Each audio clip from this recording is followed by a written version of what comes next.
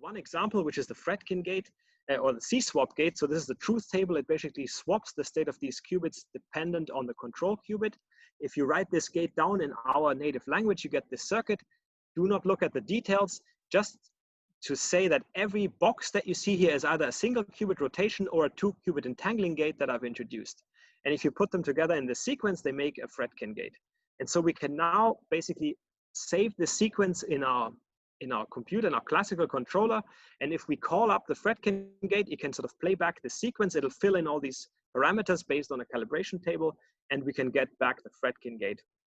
You can see for all input states, for all input states, we get the different detected states, and we get an output that matches the truth table that I told you before. Of course, not perfectly. We get kind of high 80s fidelity. There are 7 entangling gates in the system.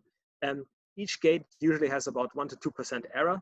And so this is why we have sort of a fidelity of 86% here. This is basically one example of computational gate you can have, but of course there's many more, CNOTs, Hadamard, and so on. And we have a library of these, and we can build quantum algorithms out of this library, basically like you program a classical computer. We have sort of made up our own little language that we can use to specify algorithms and then play them back on this system. Okay, and well, maybe I'll stop here real quick if there's anything else, Blas. Yes, we have a question regarding architecture. Yeah. And the question is if it is possible to store information in the hardware, because the guy who is asking this read something about time crystals, and but he is not familiar with the term, and he wants to know if it is possible to store information in what? In the architecture.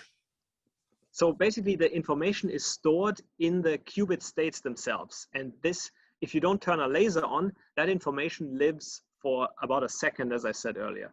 And so these qubits are actually very good memories as qubits go. A gate takes about 200 microseconds, so we can do tens of thousands of gates before the memory sort of decays here.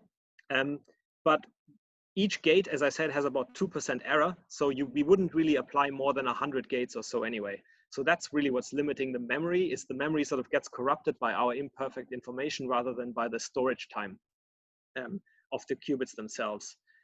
Time crystal, well, I'm not going to go into time crystals due to time, ironically, but this is basically a dynamic that if you have a spin system and you drive it periodically, that can sort of stabilize the dynamics against disturbances, and that's called a time crystal. And this has been simulated in Chris Monroe's group in a long ion chain of, I forget exactly, 20 or so ions. Yeah.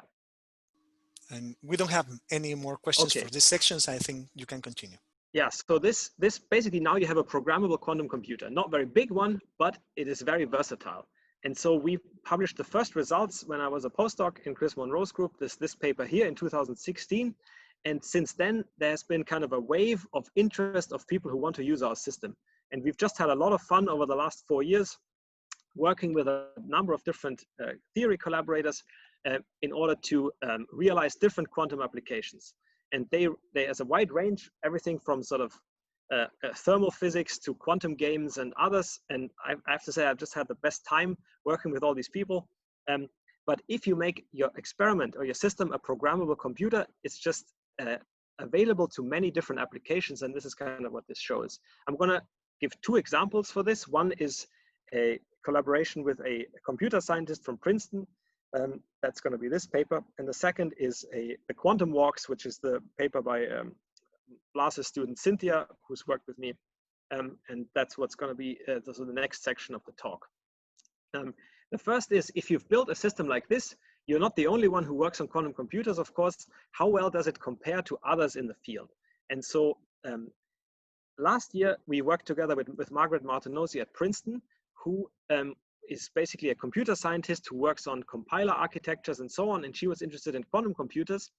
And so we told her our sort of quantum computer language to program our system. And she just sent us a text file with different lines of instructions, which we copied into our system. And she did the same for different IBM and Rigetti chips. And these are superconducting qubits, a different way to make qubits, which are based on a circuit board that is not sort of a natural qubit, but sort of engineered. And that is also available through web interfaces, in particular the IBM Quantum Experience, which probably many of you have heard about. You can actually program their device through a web interface. And so she basically compiled different standard quantum circuits. You can see the Fredkin gate is here, but there's also quantum Fourier transform, Toffoli gate, hidden shift, and Bernstein-Basarani. These are kind of textbook Oracle algorithms. And she just specified them for the different architectures and just sent them out to compare what the results would be. And so here you can see a graph. We only did, for this comparison, up to 5 qubits. So we didn't participate in this hidden shift with 6 qubits. F means the computer didn't produce an output that was expected. Otherwise, you can have the success rate. So each of these are designed such that one of the output states is the correct state and everything else is counted as a failure. And so the success rate just means if you repeat this a few thousand times, how often did you get the correct output? And you can see our system compares very favorably. Now, all of these circuits were kind of short. So, you know, all these dark bars up near 1 are kind of great, but it's probably more instructive for us to run a deeper circuit. And so for that reason, we gave her our sort of a calibration table, which says roughly what are the fidelities for all our gates. This is not really a strict fidelity measure. It's just these numbers, you can use it to compare the quality of different gates. And I'll mention later why they're not all the same. And if you do a bunch of Fredkin gates and you just pick a random assignment of qubits, you can see this is the gray bars. Fidelity goes down as you do more gates. But if you choose the best gate, if you map this Toffoli gate onto your computer such that you choose the gates with the highest fidelity, you can see for one Fredkin gate, it doesn't make a big difference. But after a deep circuit, you can see you can get quite a boost. And what's nice about this data is that nothing crazy is happening. The fidelity goes down as we increase the number of gates. Here we run 49 entangling operations in the system. There are 7 times 7 gates for the Fredkin. And because there's no errors that kind of compound themselves and lead to a very large disagreement at the end, it means a small improvement to your fidelity will give you a big boost to these deep circuits. So to me, even though it goes down, of course, it's a very encouraging result that it goes down in a kind of smooth and a reasonable way. Okay, this, however, is just a sort of test of the quantum. Oh, yeah. Norbert, maybe we can stop here for Sure. a question. Yeah. How fast are the computations? So a 2-qubit gate takes about 200 microseconds, and this is given basically by the trap frequency. You need to wait a few oscillations of the ions before information can spread in the chain. There are also models for faster gates that have been tested, but this is the one we use. It's pretty robust. Single qubit gates are faster, about 10 microseconds each. So a computation like this with 50 entangling gates will take, let's see, 5 milliseconds for, 5 gates per millisecond. So it'll be about 50 milliseconds for this sequence. And we have another question that nicely links with this one. Can you do it faster than the human brain? Well, I mean, I guess 7 Fredkin gates is not very hard for the human brain because it's just 0, 1, 0, 1, 1, 0 flipping back and forth. I don't know. I think there's things that the human brain is very good at that you don't need a quantum computer. Sorry, that the human brain is very bad at that you don't need a quantum computer for, that you can do on a classical computer. I think to me the advantage of the quantum computer is really to beat to solve problems that the classical computer struggles with, that have a certain complexity. For example, quantum simulations of large systems, which you wouldn't even attempt with your brain, but even a classical computer struggles very badly with it. And so this is, I think, where I think applications of this will come in. So I guess there is no more questions for this section. Okay, so then I'll move on to an actual physics or quantum physics application of the system, which is not just a test of a quantum computer, but actually something that maybe a physicist would be interested in.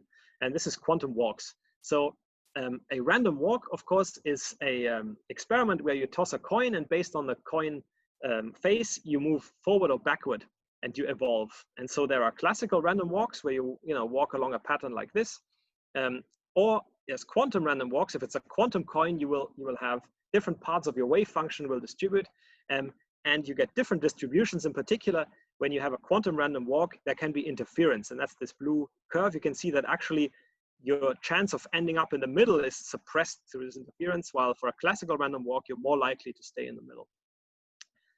And so there have been random walks done with trapped ions already that use the motion as a degree of freedom for the walk, but what I'm going to present is actually an algorithmic walk where we use qubits to represent the position of the walker. So what you do is you have initial state, you start your walker at position 0 and you have a coin. Each of them are visualized as qubits. And then you apply a operation which consists of a coin toss. You apply the coin operator and some shift operator multiple times to simulate these different time steps or steps in a quantum walk. So this is a coin operator, it's basically a single qubit rotation. And this is a shift operator. Basically, if the coin is 0, you go left. If the coin is 1, you go right.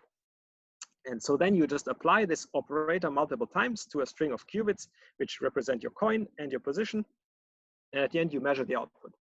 Now, here we map the position to qubit states in the following way. You can see this is position 0, and then each of these qubit states represents a different position. And so we did this for a 4-qubit position space, so there's 16 states available, and we used 15 of those to represent different positions from -7 to 7. There's different ways you can choose, of course, how you do this. You could also use 1 qubit per step, but that's very inefficient. It turns out if you do it like this, you can get sort of a very efficient quantum circuit.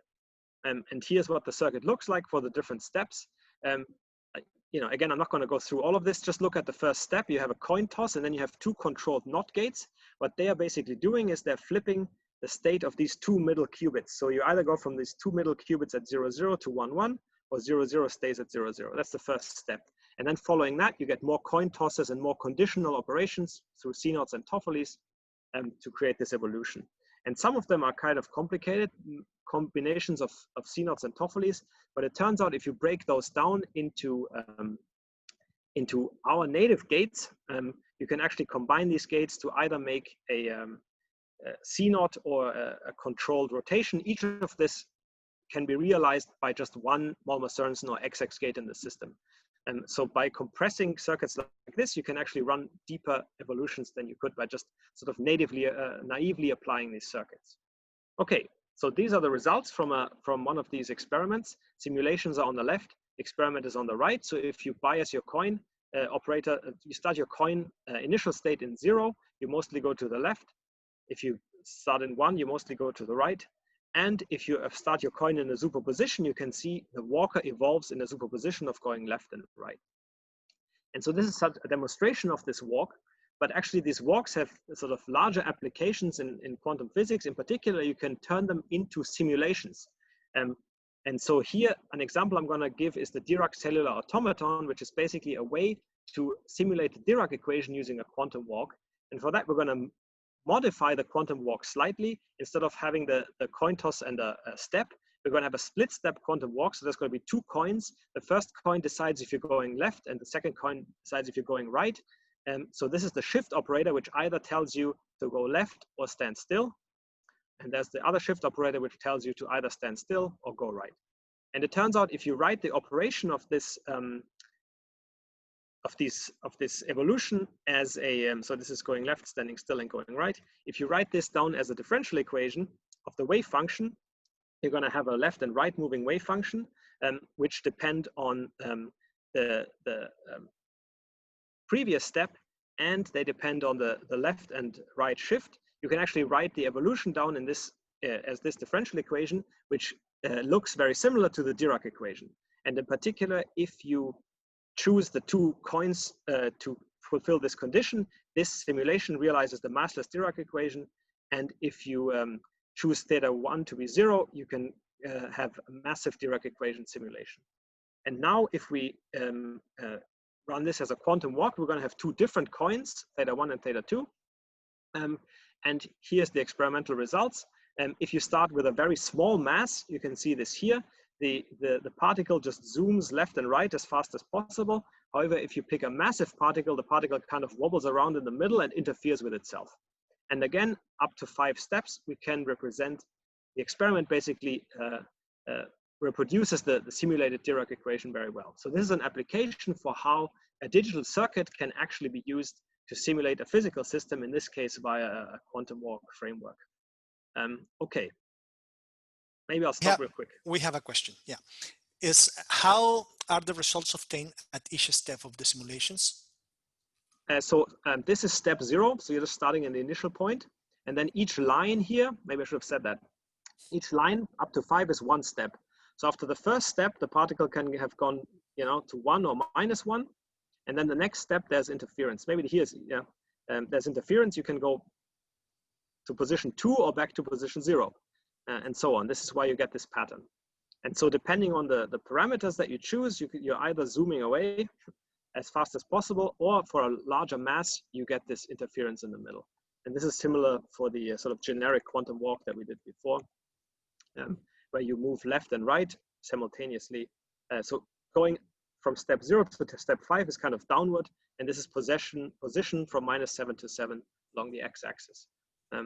Left is simulation, right is experiment, and this axis just says what is the probability of finding the particle at this position. So if you sum over each line, you always get 1, because you're going to find the particle somewhere. And I think the question was more like how do you actually calculate that probability from the data in the experiment? Yeah, what do you measure? That's right. What do you measure and how do you do it? Yeah. Yeah. So what you do is you measure the after the first step, you measure here the population of all the qubits. So you measure the qubit state, and then you repeat that several thousand times to get your probability of the different states. Then you identify each of these states, where is it? Here, with a position. And then you can see what is the probability of finding the particle in each of these positions. And then you do the first step and the second step, and then you measure again. And you do the first step and then third step to do it again. And this is how you get the first line, second line, the third line, and so on.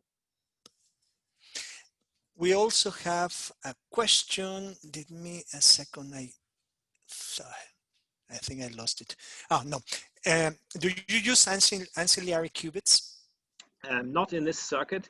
There are quantum walks that also use ancillary qubits. That is right, to kind of add different features to it. But in this circuit, we only use those 5 qubits to give exactly that, to reproduce exactly that circuit that's shown here. And I don't know if you see it, plus, because somebody sent a question about the Dirac equation. I don't know if you can see it.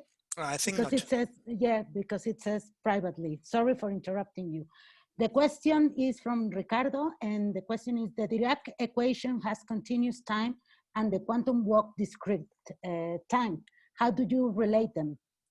Yes, so this is basically a discretized version of the Dirac equation. So you just take finite time steps of the Dirac equation. So you only evolve, you can't, this doesn't reproduce the continuous evolution of the Dirac equation, it just reproduces it at finite time steps. That's right.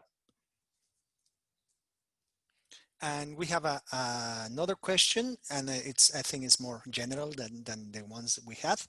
How can quantum computing in general be more accurate based on Heisenberg's principle of uncertainty? So in our case, Heisenberg's principle doesn't really limit the accuracy.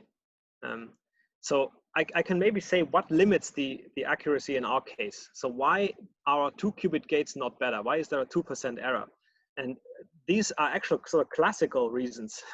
If you imagine the ions are sort of spaced like this and we send laser beams in, each of these beams are focused very tight to 1 micron, and the ions are not equally spaced, but the beams are equally spaced, so the ions don't match up perfectly. So if you're on the edge of a beam and the apparatus vibrates, that means the ion is not going to see a constant intensity. So this excitation of the motion that I talked about is not going to work as you calculate. It's going to, at the end of a gate, you're going to be slightly entangled between the spin and the motion. And we never measure the motion. So the motion you can just trace out.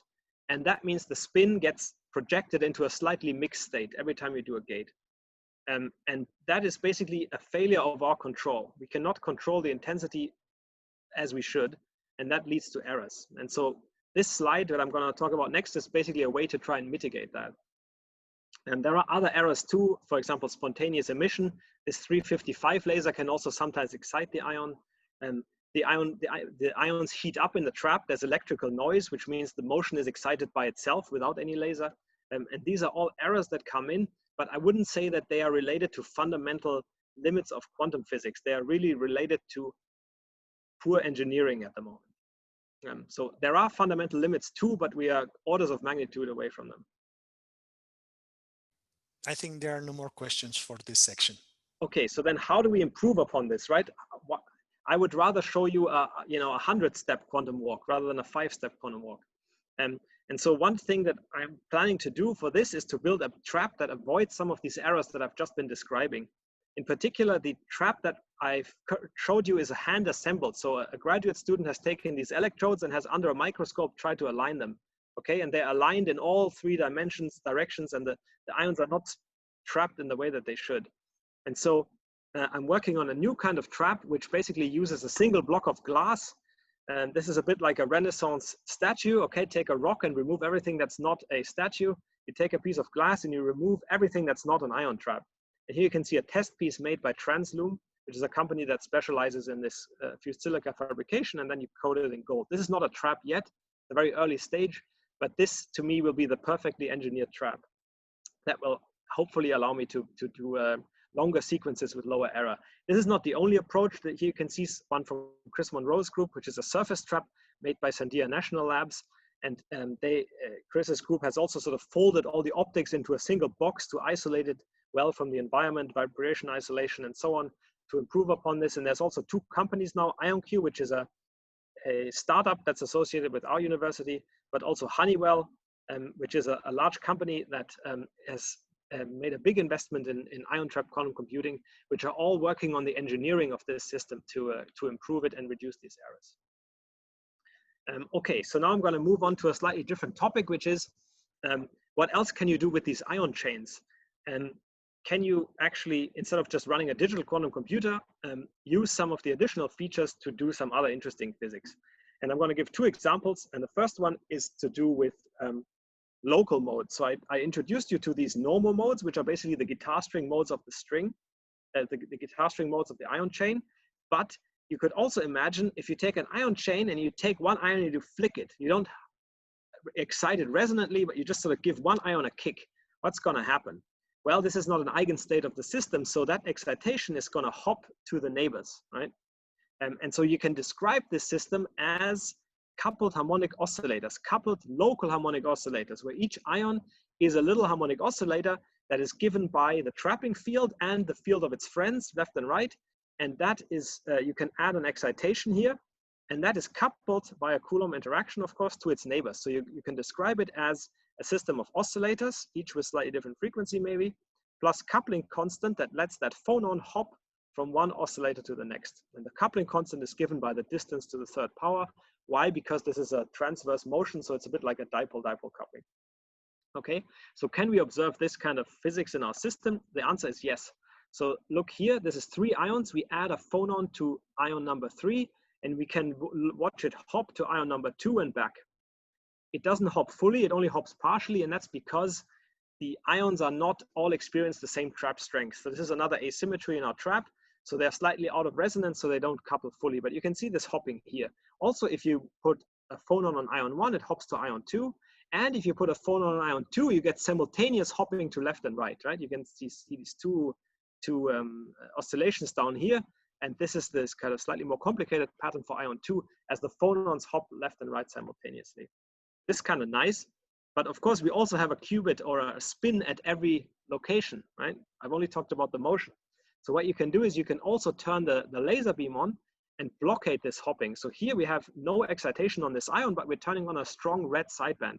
And that means the eigen states of the system are no longer these harmonic oscillator states, but they are called phonon polariton states. They are basically a dressed atom, or a coupling between a motion and spin.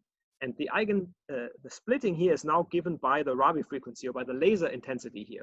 And because this is no longer resonant with this state over here, you can blockade hopping between these 2 modes.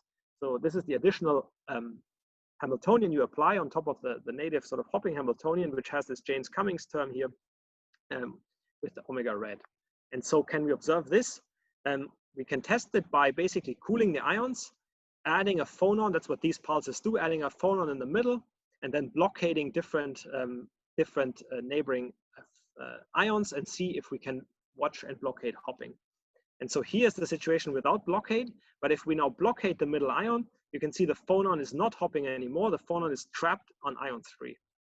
Similarly here, we trap the phonon on ion 1, and now in the middle, if we put a phonon on ion 2, we can either blockade the hopping to the right or the hopping to the left and sort of selectively let it hop. And that means, so actually what's nice about this is that all of this data here, everything you see on the screen together has been fit. There's one fit that we did of all the data collectively with one set of parameters. And the three parameters are the frequencies of the three oscillators, the coupling constants, and the strength of the blockade. And with one set of parameters, you can fit all of these dynamics. And that shows you that this description that I've given you is actually a very good way to explain what's happening in the system. And so this is just the first small experiment. And this is a list of different proposals and other experiments that have been done. In particular, there's a group in Japan that's working on the system too, of what you could do with a system of coupled local ion oscillators. So you could imagine making all of the oscillators, shifting them all into resonance instead of blocking them. You can shift them into resonance, make the phonons delocalize. That's one idea. You can measure boson sampling basically by having phonons interfere between different sites and so on. So this is kind of a big toolbox that you could explore with this trapped ions. And that's sort of one of the future plans for what you can do with a system with this level of control. Again, the key is this local control of individual ions. Okay, maybe I'll stop real quick. Yeah, because we have a question for the glass substrate trap, and I didn't see that, sorry. That's okay. There's a question, and it is about, would the stray charges on your glass substrate cause problems to the ion trap? Do you need or have a strategy to get rid of such charges on the glass? That's right. So the idea is the ion, this is very true, the ion should not see any exposed glass. So here you can already see the gold coated piece. So the idea is that any surface that is exposed to the ion, that has a direct line of sight to the ion, should be metallized. And so the way this is going to work is we're going to have little grooves in between the electrodes that separate them, but all the edges are going to be coated in gold. So the ion should not see any exposed glass. That would indeed be bad. I have another general question. How can quantum computer help to particle physics research done at CERN? But maybe we can leave this to the end of the talk. Okay. I'll leave it to the end of the talk. I'm going to give a second, so I have a few more minutes. I'm going to give a second application of what you could do with motional modes, and this is paraparticles. So this is kind of a little bit of quantum physics fun, if you like. So paraparticles are basically deformations of the quantum harmonic oscillator. You could imagine this is the commutation relation for the raising and lowering operator, but this you can deform by using this kind of parity operator here. And for different values of this nu, you can find parabosons, or you can describe parabosons or parafermions of different order. So this is the Hamiltonian energy for the normal harmonic oscillator.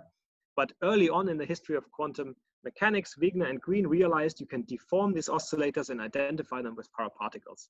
And so you can get a para-Bose or para-Fermi harmonic oscillator. Blas and his student and others realized that it is possible to map this exotic quantum mechanical phenomenon to a trapped ion Hamiltonian. And so here you can see there's similar to what I described earlier. This is the spin of the ion. This is motional modes, and this is coupling between them that we can turn on and off with our laser beams. And so, for example, for a para-Bose oscillator, you can realize it by taking an ion and applying a red and a blue sideband, basically doing Jaynes-Cummings and anti-Jaynes-Cummings Hamiltonian simultaneously. This leads to a conserved quantity here, which is basically the difference between these excitations. And you can identify this with dynamics of a para-boson.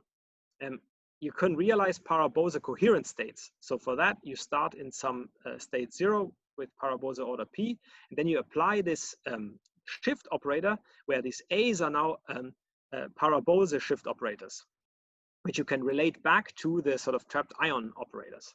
And then you can observe something interesting, which is if you create such a para-Bose coherent state, you can see that as you change the para-Bose order, you can see transitions between sub and super Poissonian statistics. So this Mandel Q parameter here basically gives you a measure of what kind of statistics you see, sub-Poissonian, Poissonian, or super Poissonian. And for some of these cases, you can see a transition from sub to super Poissonian statistics. Now, I would love to realize this directly with motional modes in the trap, but it turns out for para-bosons, you need to have two motional modes that have the same frequency. And this is not practical to do in an ion trap, because if you make the modes degenerate, there's always going to be something that takes that degeneracy away that is not under your control. So mine and Blas's student Cynthia has come up with a different way of realizing this in our system, and that is to simulate it again using spins by mapping the different para-Bose states to different spin configurations. And if you do that, you can actually see that this raising operator is a combination of the spin operator sigma plus, sigma minus. Now, if you write each of these out, is going to be sigma x plus sigma y, or sigma x minus sigma y. So all the terms in this equation are going to be x, x, and y, y operators, which we can realize directly with our gates. And so for a small example, going up to NP equals 2, this is the circuit that actually prepares this para-Bose coherent state. And so Cynthia has done this and realized it in our system. And so I can show you now the first ever para-Bose data measured on our system, which basically takes a small realizes a small para-Bose oscillator as a circuit. And you can also observe this transition in the Mandel Q parameter that we expected. So for para-fermions, and this we haven't taken any data on, you basically need to realize Jaynes-Cummings dynamics on both sidebands, and you get a different conserved quantity. And this is the dynamics you expect. This is the spin. This is the two motional modes, and they would evolve like this. And from these, you can reconstruct measures in the sort of para-Fermi frame. And this would be an actual digital simulation where you take an ion, apply frequencies such that it interacts with two motional modes simultaneously. And so that's work in progress. Unfortunately, we've been hampered a little bit by the shutdown and the pandemic, but we're back working on this, and hopefully we'll have some data on this soon. Okay, so I'm gonna talk. Do I have some time? Let's see, 4 minutes. Yeah, we know we have time because we have this intertwined question, so don't worry about time. Yeah. And we have a question that may be related to the quantum walks before. Yeah. And the question says, like, there is a current interest in quantum walks in connection with topological insulators. Is this somehow relevant to your work? I have not personally worked on it, but of course, in these topological isolators, it also has to do with sort of information moving under certain conditions, including disorder and so on. And these are things you can realize in a quantum walk. It would just mean choosing different parameters for our walk, maybe different coins and steps. I don't know exactly how the mapping works, but in principle, different kinds of quantum walks can be realized because we have these kind of programmable gates. And so I'm not answering this question very concretely, but the answer is basically in principle, yes. Thank you. And I think we can proceed. We don't have any more questions right now. Okay, so I will this is just the final section where I'm going to talk about scaling up the system. And so I said in the beginning that the idea would be to have a larger processor where you can move ions around. Why would you do that? Well, I made a big deal about our system being fully connected, having all gates available. But if you imagine making the ion chain longer and longer, eventually it's not going to be worth it wiggling ion 1 and waiting until ion 100 feels the oscillation. So it's not going to be fully connected. You're going to have sort of maybe sections that are fully connected, which you then move around and have other fully connected sections. Of course, it means the overall system is not fully connected, but still pretty densely connected. And then perhaps you're going to call for a remote entangled resource. You can send out entangled photons to connect distant modules. But all of this makes the compiler very complicated. Our compiler that I introduced for the Fredkin gate is just a lookup table. You say Fredkin and then you play back the sequence. But here the compiler has to choose where to split the chain, when to split it, where to move, when to call for this photon. And so all of these are going to have cost metrics. So I hope we don't need a quantum computer to program our quantum computer. But we are kind of at a moment, I would say, where these questions become interesting. And so I'm going to, for 2 minutes, talk about another project that I'm working on, a new lab that actually deals with this interconnects of quantum computers.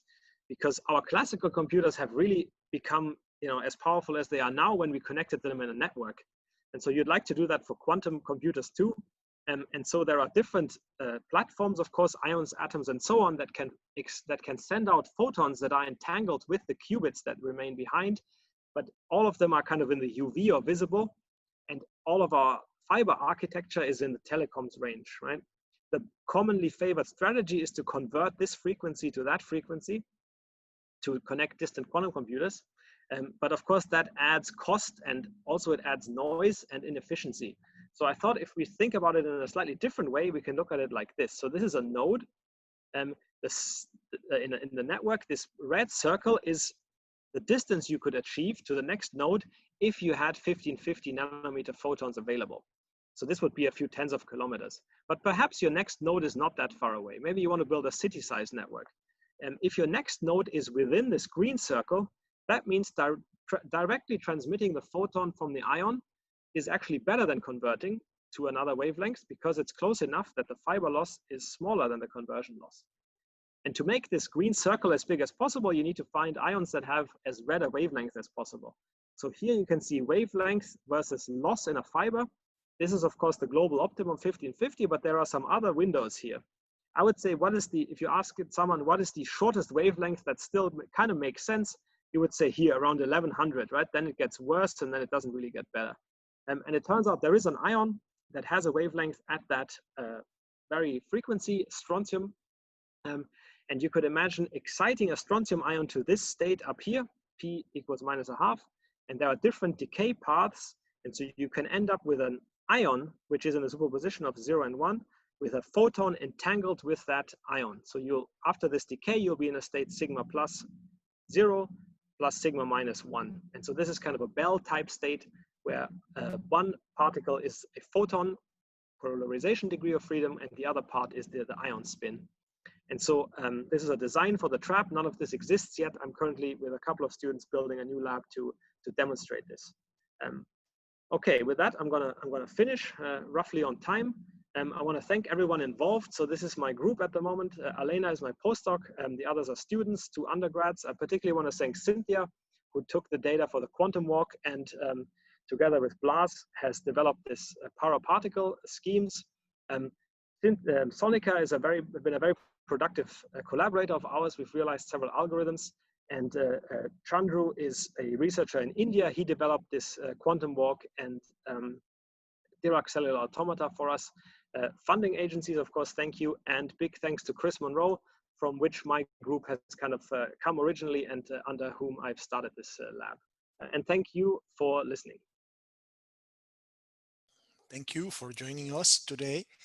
And now we can have a final round of questions. And question that how can quantum computers can help particle physics research done at CERN? Yeah, so I don't know, at CERN, I don't think they can help yet, but there is work towards it. So we're working with high energy physicists at the moment, in particular Zora Davoudi, who's at University of Maryland, and Yannick Maurice at Iowa, to basically create simulations of high energy physics for a quantum computer.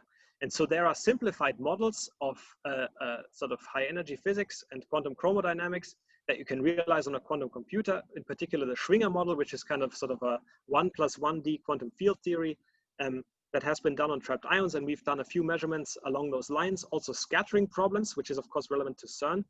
We've done scattering, a circuit that represents scattering in an Ising model system. I would say are baby steps towards simulating problems that are relevant to high energy physicists. It turns out these are kind of hard. There's a lot of degrees of freedom, in particular in quantum field theory. There are these gauge bosons that you need to take into account, and that leads to long range interactions in the circuits. Luckily, we have a platform that can do long distance gates, but work towards that is ongoing. I cannot predict when this will actually tell people at CERN anything new. That's probably still some time away. We have another interesting question. Is there a question that nobody knows the answer that you think you can answer in the near future? So I would say that the Google recently claimed this quantum supremacy experiment, right? They said they did something that a classical computer could not do in an efficient, reasonable amount of time. The problem was that no one cares about the answer because the answer is a random output, right? Presumably the question hints at, you know, can you do something that someone wants to know that you couldn't figure out any other way? And to me, I had a very interesting conversation last year with someone from a chemical company in Germany. They make polymers, and they do this chemical design for polymers. And he said, so just, you know, just take it from him. He said for him, the interesting use case starts at 100 qubits and 1,000 gates. Okay, so this is of course much more than we can currently do. However, it is only about an order of magnitude more than we can currently do. So this is not like science fiction pie in the sky applications. So we are only a factor 10 away from actual applications that people in industry care about. And so to me, that's very promising. That means, you know, it's not going to be 100 years before we see applications. It's going to be a few years, maybe 10, until we see people actually using it for practical purposes. Maybe not a fully programmable digital quantum computer. I think the first applications will be analog simulations that are parameterized, combined with a classical computer to optimize these parameters to maybe solve for the ground state of some molecule. These are probably the first applications. But they are not, you know, it's not science fiction. I think it's reasonably close. That's nice. We have another question in the same row that this one. What are your perspectives about quantum technologies? I think part of it is already there. Yeah, that's right. I mean, quantum technology in general is a wide field. I mean, definitely people have already realized quantum cryptography applications. Quantum sensing is a big one. In particular, sort of NV centers in diamond have been used to enhance NMR scans to have very sensitive magnetometers. That's basically already being commercialized right now. So I think we're sort of just at the start of second quantum revolution, right? The first one was using semiconductors and so on that have quantum effects in them, but are not directly used. And now we are kind of starting the second generation of quantum technology, where the actual quantum properties are manipulated to do something useful. So, I mean, for me, I don't know, I don't really do it for commercial purposes. I do it because it's interesting. This is also why I do phonon hopping and paraparticles. I don't think, maybe Blas, you have a commercial application for paraparticles. But that's, for me, it's more because, you know, I enjoy exploring these things. Yeah? But I'm very optimistic about quantum technologies in general. I think there's many applications that you're going to see in the next 10 years coming out. I think that the only application that I can think about paraparticles is that you can actually use them to engineer binomial states. And binomial states should be good states for measuring or do interference, but you need to be able to do phonon interference, and then I'm not sure that you can use it to measure something actually. Yeah, you know, but you know, we'll see. I mean, phonon interference is something that I want to do. You saw the data on the phonon hopping, and this group in Japan has actually done interference of phonons, sort of motional excitations of ions, and has seen kind of an interference signal from several of these, which is very promising. Yeah. So we have another question. Are you applying some error correction in your system? No, not really quantum error correction. There are some errors that we correct for. For example, the state readout. I showed you that we have this array of photodetectors, and there are some crosstalk of the classical signal, and we characterize that very carefully independent of the experiment, and we sort of correct for that. And for some of our simulations, you can also say if you get a state out that is not one of the basis states that is part of your simulated space, you can throw that away. That is another form of error mitigation, I would say. And we have also done some experiments towards quantum error correction, but we are not really actively using it yet because there's a lot of overhead to quantum error correction. I mean, you know what I mean? Like actually using stabilizer measurement and feedback. So that there are experiments that are doing that, but it's not really part of a normal circuit. The question is also, you know, what from what point on is it worth doing error correction? So it needs to sort of overcompensate the errors that you have. And currently we can do, you know, maybe 100 gates on 5 to 10 qubits. And for that, for those applications, I don't think you need error correction. Yeah. So any more questions? It seems like we have run through all the questions and we have come to the end of our time. And I want to thank you because this is, it's beautiful to see the experiments, to see results from experiments. And it's amazing to have such a nice perspective. And thank you. I owe you a beer next time we see. Of course, that'd be great. Once we can travel again, I'd love to give this, you know, I'd love to give a talk in person. Exactly, it will be awesome. All right, thank you everyone.